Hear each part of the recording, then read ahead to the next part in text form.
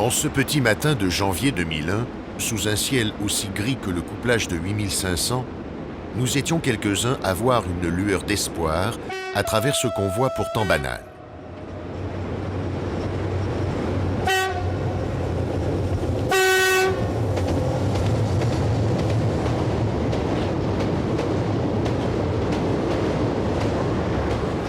Porte auto vide, pas un de plus. Les 230 tonnes remorquées ne pèsent pas bien lourd face au train cargo des lignes de plaine. Mais cette marche d'essai, lancée à l'assaut des grands COS, sanctionnait le premier acte d'une réhabilitation en laquelle nous voulions tous croire.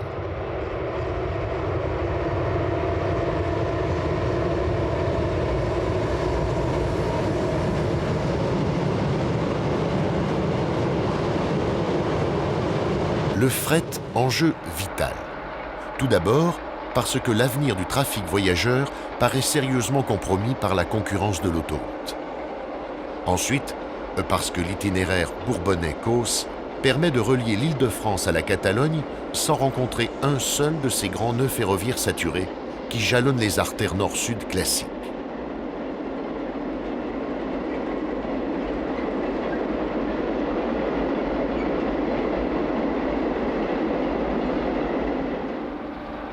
Enfin, parce qu'il n'y a pas que des trafics lourds à 80 tonnes par wagon.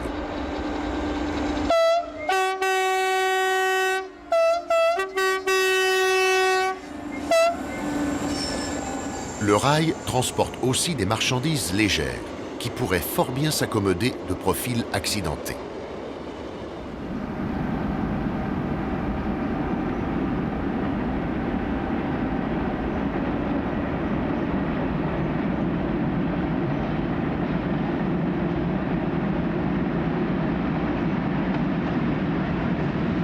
Au retour, les invités qui avaient pris place dans la voiture ajoutée à ce qui devenait un train mixte se sont presque surpris à y croire.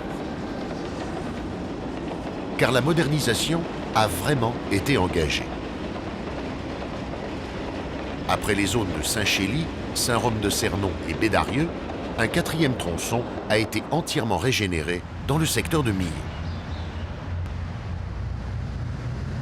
Tout débute par l'élimination de l'infrastructure ancienne, une voie champignon que l'on découpe sans état d'âme, car on ne voit vraiment pas à quelle réutilisation elle pourrait encore se prêter.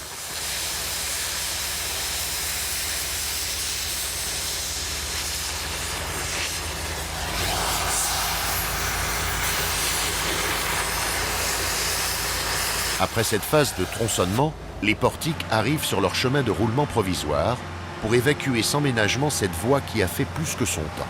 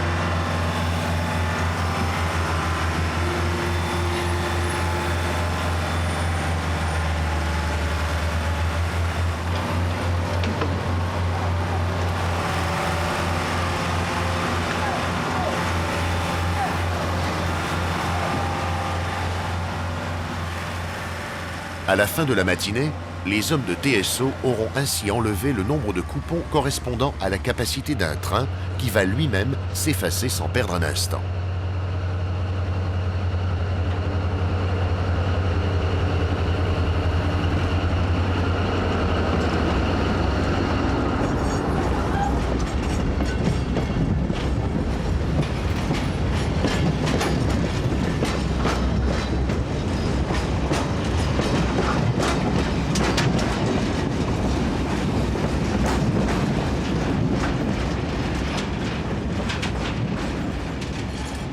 Début d'après-midi, après le fastidieux dégarnissage de l'ancien ballast, le diesel de l'entreprise vient prendre une rame chargée des éléments de la nouvelle voie.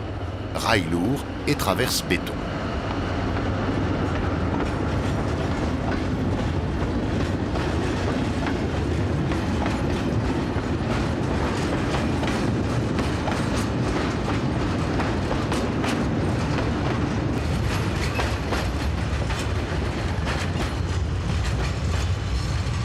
Une superstructure entièrement neuve, préalablement assemblée en atelier en panneaux de longueur encore plus savamment calculée pour cette voie de gare que l'on ne l'aurait fait en section courante.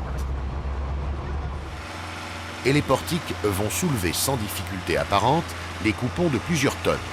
50 kg par mètre pour chacun des deux rails, 250 kg par traverse pour les amener à l'emplacement prévu.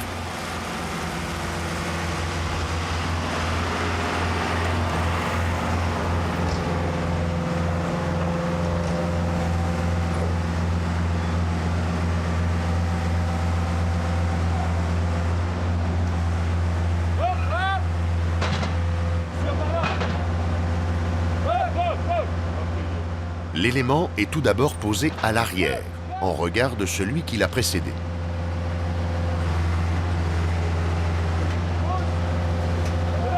Ensuite, vient le tour de la partie avant du panneau, que l'on présente bien évidemment au centimètre près par rapport au quai, qui constitue par nature le plus précis des piquetages.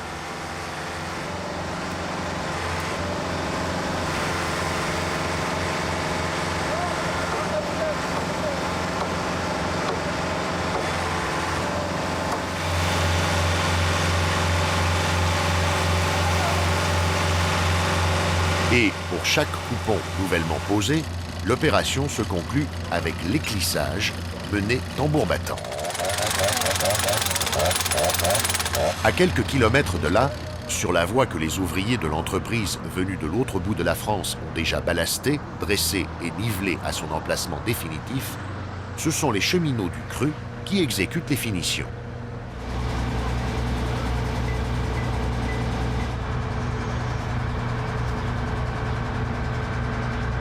Il est bien sûr indispensable de régler rigoureusement la caténaire par rapport à l'emplacement, à la hauteur et au dévers de la voie nouvellement posée.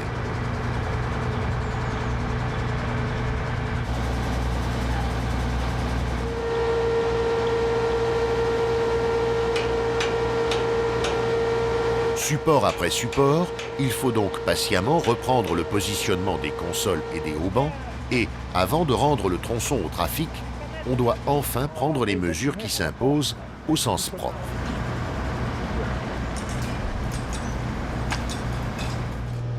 Entre Millau et Aguessac, le chemin de croix s'étend sur une dizaine de kilomètres, une misère sur les 277 kilomètres de l'axe qui devait être intégralement modernisé.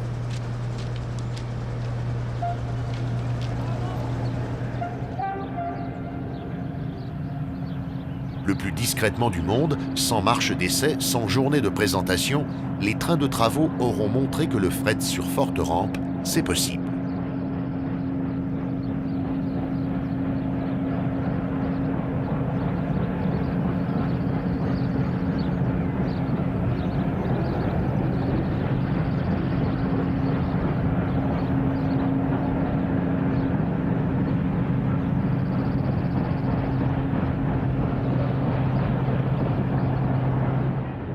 Chaque jour, les couplages de diesel de l'entreprise, d'anciens V100 allemands, que l'on peut comparer à nos 66 000, ont gravi sans défaillir la célèbre rampe d'Aguessac avec les convois de matériaux.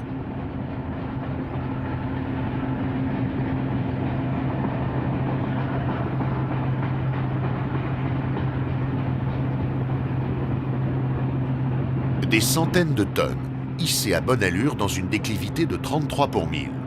À lui seul, ce passage pourrait convaincre les sceptiques qui feignent d'ignorer qu'hier encore, c'est ce qu'accomplissaient quotidiennement ici même les antiques bébés midi avec d'interminables trains de bois ou de bestiaux.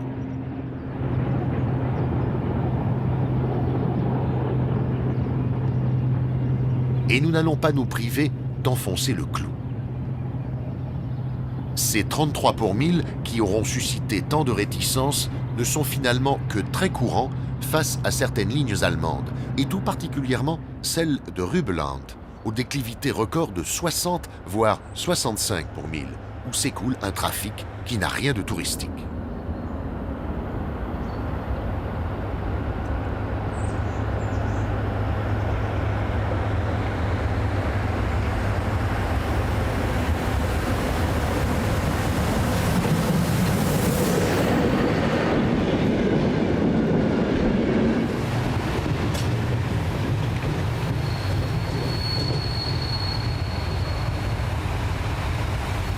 Chaque jour, 8 à 10 trains comme celui-ci se présentent au poste de rebroussement de Michalstein. Les rames peuvent atteindre 600 tonnes, avec une CCX-TR de 5000 chevaux à chaque extrémité.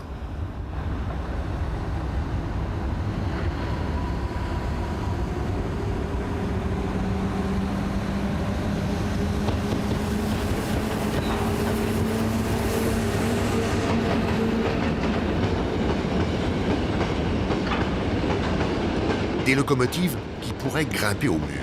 On a dit là-bas qu'ils pourraient déplacer les bâtiments des gares. Et sur un profil en dents de scie, une même aisance en freinage rhéostatique qu'en traction.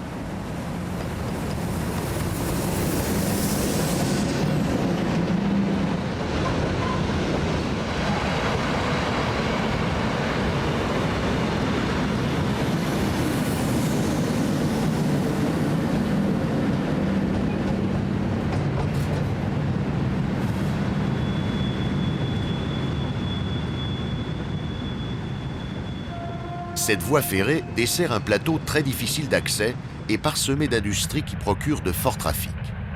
Les trains amènent le coke pour alimenter 2 cimenteries, avant d'écouler bien sûr leur production, mais on enregistre également d'importants tonnages au départ de la carrière située en bout de ligne et encore des expéditions de bois.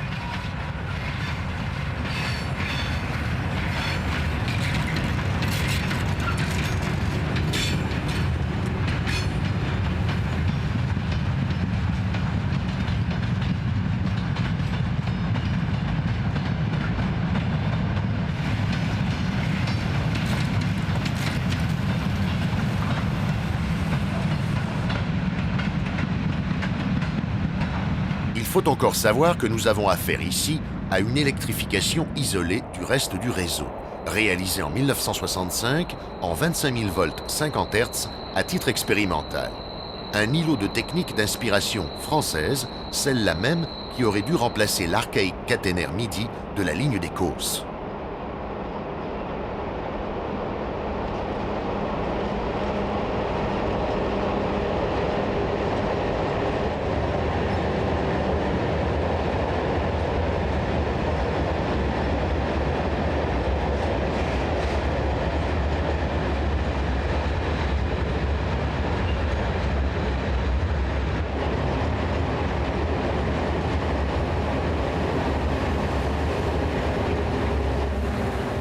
Voici qui nous est donc presque aussi familier sur le plan technique qu'en matière de paysage.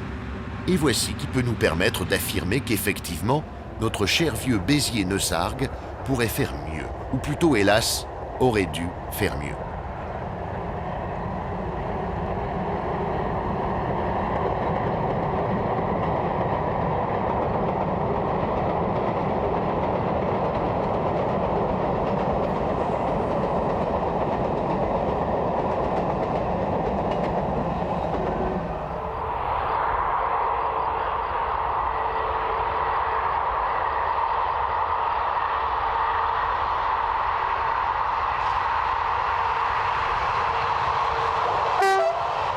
Car on a fini par renoncer et à s'en tenir à un trafic voyageur minimal. Le service public, dans son application la plus ingrate, c'est-à-dire la certitude de faire du déficit, alors que l'on prétend l'éradiquer.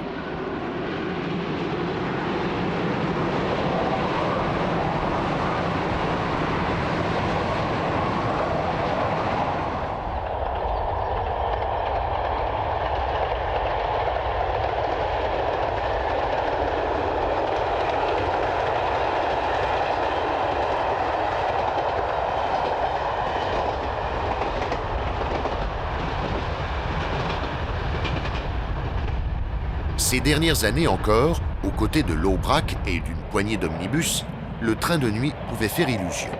Mais il devait à son tour abandonner la partie.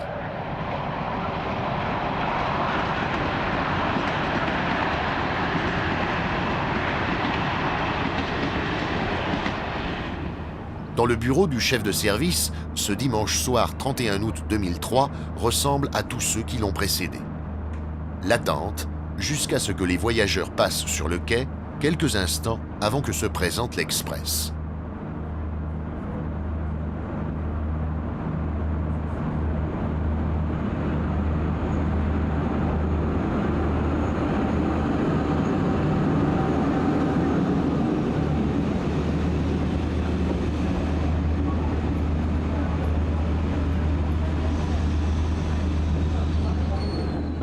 Un dimanche soir comme tous les autres donc, à ceci près que, pour Marvejols, ce train de nuit-là était le dernier. Tout comme pour Millau, Alès, Langogne, Aurillac, Saint-Flour d'ailleurs.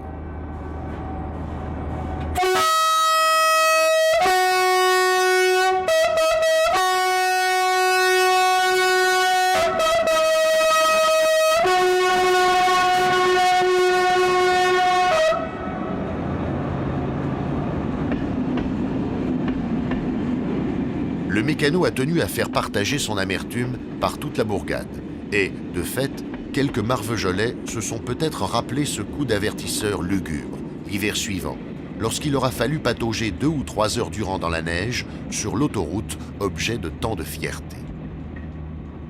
Mais leur regret allait rester stérile. Pour le Parisien, la cause était entendue.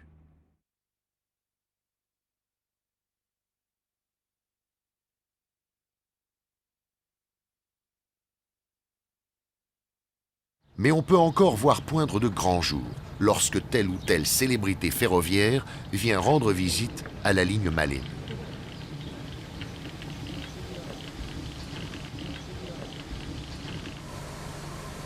Fin de nuit à Saint-Flour pour l'équipe de la 141 R 840.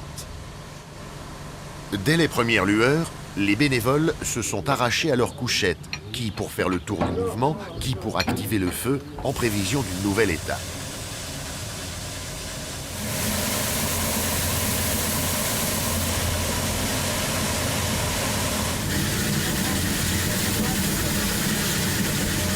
Et la mazoutière prendra le départ à l'heure du laitier.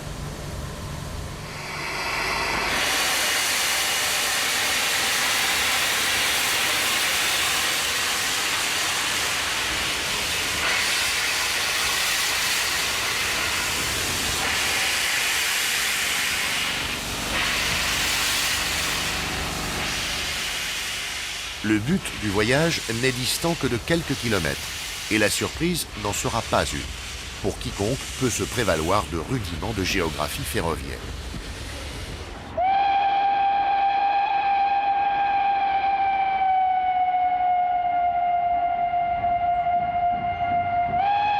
Dans la lumière limpide du petit matin, la 141 R 840 se présente sur le célébrissime viaduc de Garabit.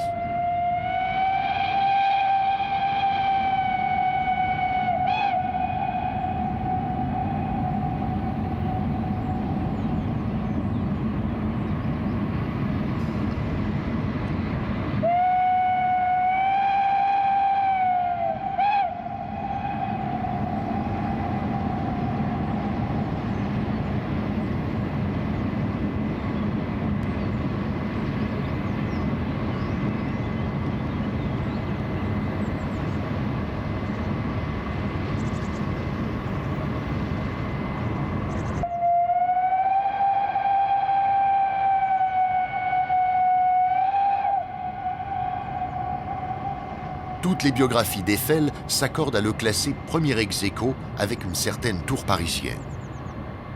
Mais nous vous ferons grâce aujourd'hui des chiffres étourdissants, tonnes de fer, nombre de rivets, que l'on assène d'ordinaire aux visiteurs impressionnés. Le mieux, en pareille circonstance, est tout simplement de regarder.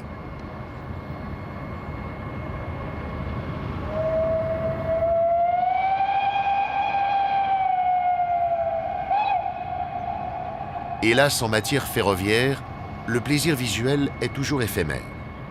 Déjà, la machine a largement dépassé l'arc central.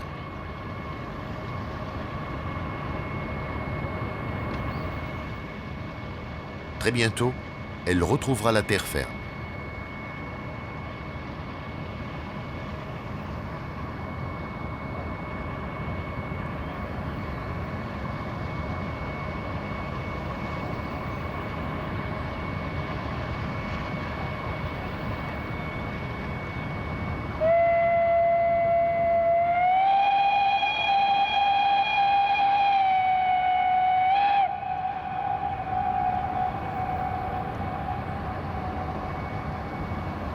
Quant à notre monument, comme la plupart de ses congénères, il n'aura connu qu'un bref instant de gloire.